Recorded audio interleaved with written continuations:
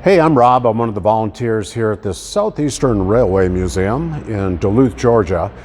Very cool place. If you've never been here, you need to come here. But today we're going to take a look at the progress that's going on with Christine here. Christine is a 1957 MTC train that used to be at the Birmingham Zoo. Now, this is the 1, 2, 3, 4th video that I've done, so I'll put the links to the other ones below. But we're going to catch you up on what's going on, not only with Christine, which is in here for some routine maintenance, but a second train, which also is being restored by these guys. So let's take a look. Just to give you an update of where we are in the maintenance with Christine, which is 900. You may know we have two of these trains. One is 900, the other is 902. But I'm going to bring you up to speed on the maintenance that's going on with 900 or Christine. So our maintenance program going on right now is mainly focused on the power trucks, which go underneath the train, and in the power section here, the coupler between the clutch and the gearbox. If you remember from previous videos, this is the engine that we had restored about 2 years ago. It's been running great, so now we need to take on a few of the other parts to get them up to snuff. So first, the connection in here between these two is basically a collar with some ball bearings. The part's on order, so hopefully we'll get that mid next week, get this hooked up, and she'll be ready to go up here. The second focus of our maintenance is the power trucks. We have no idea when the last time was that these power trucks were serviced. It could be as long as 60 years ago, really don't know. What's interesting about these are very similar to the differential box that you would find in an automobile. So there's a power source coming up the top that turns the axles down below. So you have multiple oil seals, multiple gears. Again, these things have not been serviced for a very, very long time. Inside of there are bearings and oil seals and all kinds of stuff. They were way too complicated for us here. So we put them in a box. We sent one up to Chicago to a guy that we met through the internet. He's working on them and we think he's going to do a great job. Bring it back here. We have plans to send a couple of more up there. And eventually we'll have these things serviced so they're not leaking anymore. This one goes on the front. This is one that's going to go on the back. So obviously we have a lot of work to do. We've got two differential box. We've got what they call a dog bone that goes in between, some collars and stuff like that. All the parts have been ordered to put this thing back together. So hopefully we'll have that done. Again, the parts show up middle of next week. Hopefully we'll get this done in a week or so. So that's basically the focus of putting Christine back on the rails. Our goal is to have it back sometime in February, certainly before the end of the month, maybe by the 3rd week. If you'll notice here, one of the things that, as long as I've been here, which is about 9 years, we don't have windows. So one of the things we're going to do in this maintenance effort is we're going to put windows in her. She's going to look great. So that's something that we've been wanting to do. So that's essentially the focus. Come out and see us in February, and hopefully Christine will be back on the rails.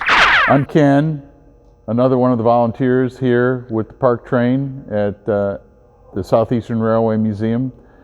This is a power train that will be going in our 902 unit that is presently being restored. This power train with its clutch and gearbox will be dropped in the shell of the refurbished shell of 902. I'm going to try to start this right now and we'll see how she runs.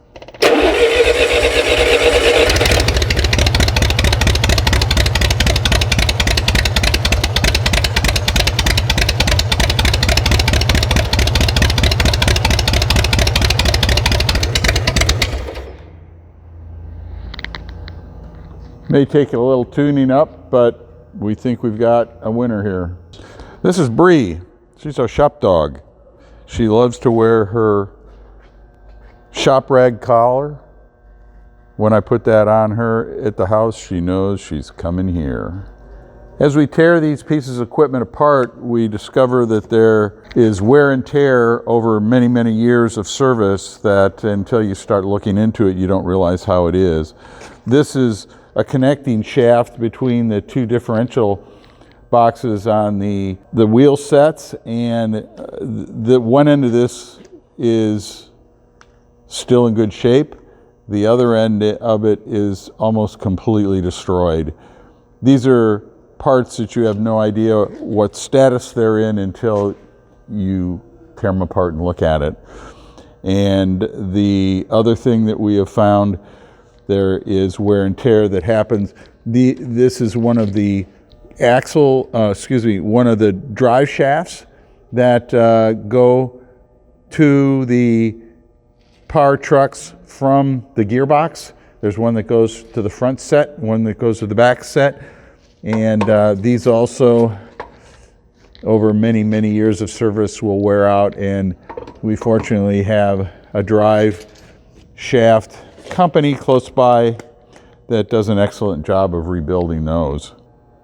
Rear end of the last car is considered an observation car, is what it was called by MTC. We have most of the parts that go to recreate the observation car back end. This attaches on the back of one of the cars and turns it into the observation car. We've got some challenges in figuring out how to complete the restoration of this, but that's also on the list of to-dos.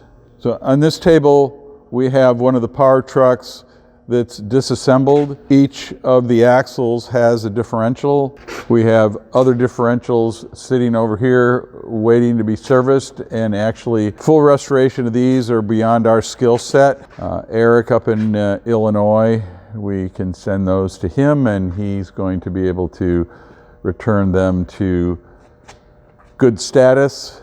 They are many, many decades, possibly original seals and bearings, so it is time after 60 years for them to get some love.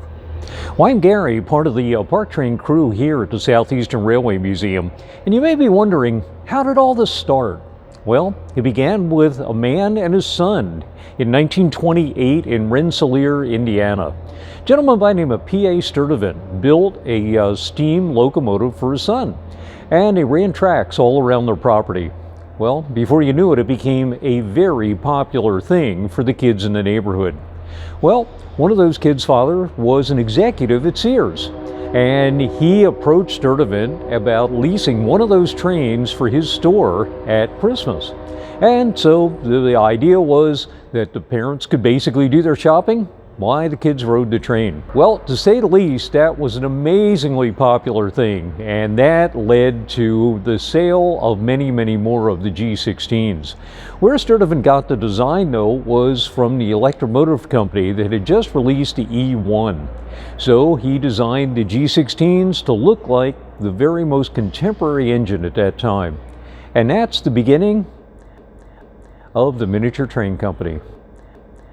Thanks for watching, folks, and we will keep you updated as we put these trains back on the tracks, and don't forget to come out and visit us here at the museum.